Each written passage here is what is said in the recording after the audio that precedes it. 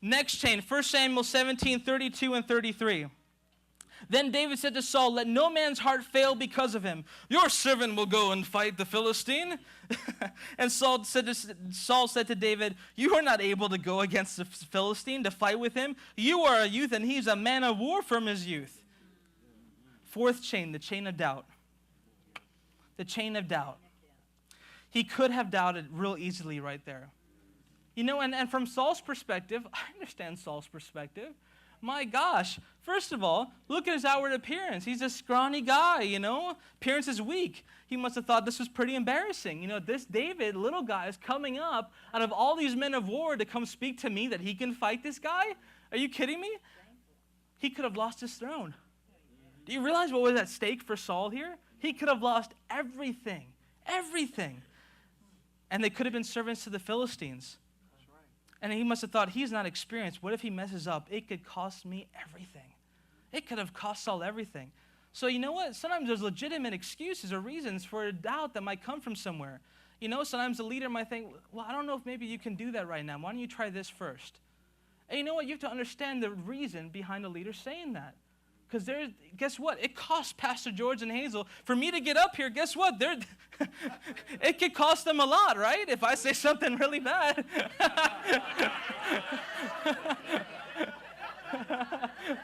Praise God, they've trained me well. And praise God. But you know what? Saul could have had the perspective. 1 Timothy 4:12 says, let no one despise your youth, but be an example to the believers in word, in conduct, in love, in spirit, in faith, and purity. You know, and how did he respond to this? How did David respond to this? You break the chains of doubt by remembering giant acts of God's faithfulness. You break the chains of doubt by remembering. By remembering. What did he do all of a sudden? Let's go to 1 Samuel 17, 34 to 37. It says, but David said to Saul, your servant used to keep his father's sheep. And when a lion or bear came and took a lamb out of the flock, I went out after and struck it and delivered the lamb from its mouth. And when it arose against me, I caught it by its beard and struck it and killed it. Your servant has killed both lion and bear, and this uncircumcised Philistine will be like one of them, seeing he has defied the armies of the living God.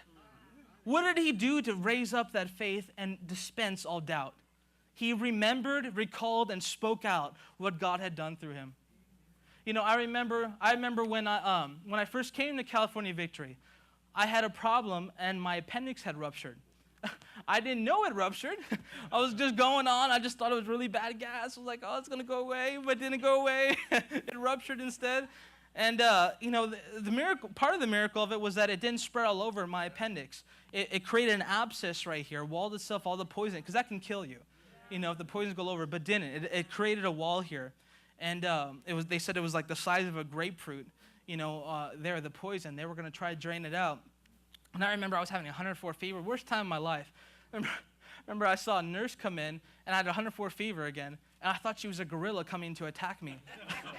I was like, no! Anyway, side note. It was a bad time for me, It was at nighttime, but... Anyway, I remember one night there I was hallucinating. You know, just things were just crazy, you know. And then the gorilla spoke kind words to me and I calmed down. But anyway, so I remember one of those nights. I was watching the TV set and they had Teen Mania Ministries on there.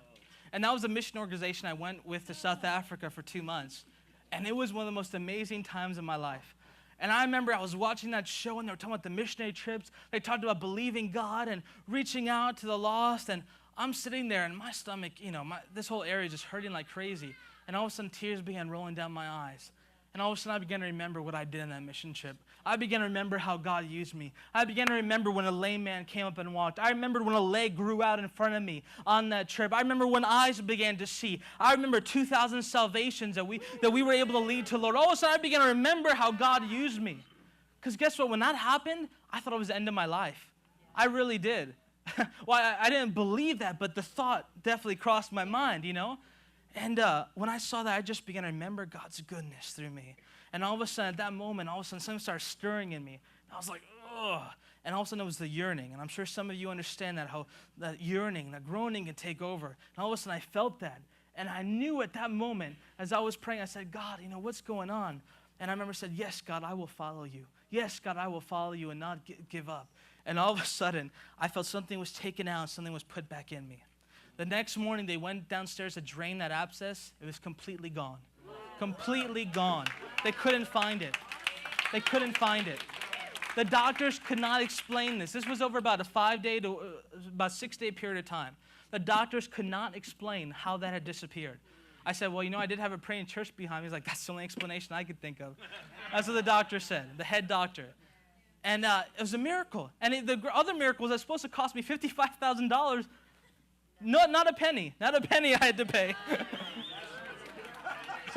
That's a big miracle too, huh?